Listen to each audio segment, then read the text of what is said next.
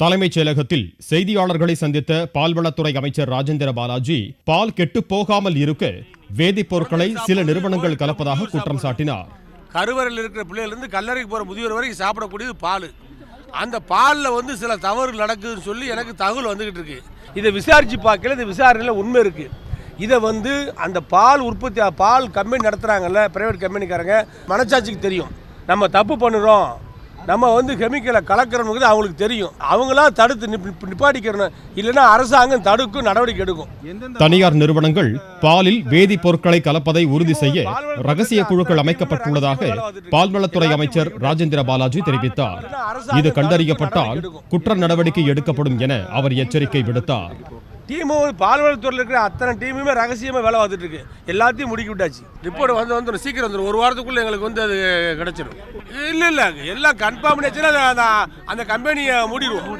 அது எவ்வளவு பெரிய ஆளாக இருந்தாலும் சரி, அவங்க கிரிமினல் நடவடிக்கை எடுப்போம். 5 மணி நேரத்திற்கு மேல் இயற்கையான பால் கெட்டு போகாமல் இருப்பது எப்படி என்று தனியார் நிறுவனங்களுக்கு பால்வளத்துறை அமைச்சர் ராஜேந்திர பாலாஜி கேள்வி எழுப்பியுள்ளார். சமூக ஆர்வலர்கள் கொண்ட குழுக்கள் மூலம் பால் உற்பத்தி செய்யும் இடங்களில் ஆய்வு நடத்த தனியார் நிறுவனங்கள் தயாரா என்றும் அவர் சவால் விடுத்தார்.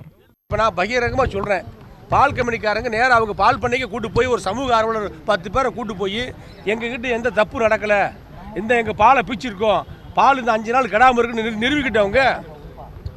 நிரூபிக்க எப்படி முடியும்? பால்னா கெட்டுத்தானே ஆகும். வாழைப்பழம் 40 நாளைக்கு கெடாம இருக்குன்னு அந்த வாழைப்பழத்தில் கெமிக்கல் கலந்துறது அர்த்தம். மாம்பழம் வாங்குறீங்க, கார்பன் அதில் வச்சதுனால பழத்தை சாப்பிடாத, உடம்பு கெடுதல்னு சொல்லி அரசாங்கம் அறிவுறுத்துது. சாப்பிட வேண்டாம் சொல்கிறோம். மரத்திலே பழத்தை தான் சாப்பிடணுங்கிறோம். அதைத்தான் நாங்கள் சொல்கிறோம். உண்மையான ஒரிஜினல் பால் ஆவின் பால், தனியார் நல்ல பால் சில பால்கள் கம்பெனியில் இருக்குது, அதை சாப்பிடுங்க, தப்பு கிடையாது. எல்லா பால் உற்பத்தியாளர் எல்லா கம்பெனியும் நான் குறை சொல்ல. ஆனால் சில பெருவாரியான கம்பெனிகள் தப்பு பண்ணுது, அதை தடுக்கணும். எங்கள் பாலில் கெட்டாதாங்க பால், கிடையிலன்னா அது கெமிக்கல் தான். குளோரினை கலக்கிறாங்க, எல்லாமே கலக்கிறாங்க. கமிஷனுக்கு தவறு செய்யும் பால் நிறுவனங்களுக்கு ஆதரவாக ஏஜென்ட்டுகள் செயல்படுவதாக அமைச்சர் ராஜேந்திர பாலாஜி குற்றம் சாட்டினார். தவறு செய்யும் பால் நிறுவனங்களுக்கு தடை விதிக்கப்படுவதால் அதிகரிக்கும் தேவையை ஆவின் நிறுவனத்தால் ஈடு செய்ய முடியும் என்று அமைச்சர் ராஜேந்திர பாலாஜி தெரிவித்தார்.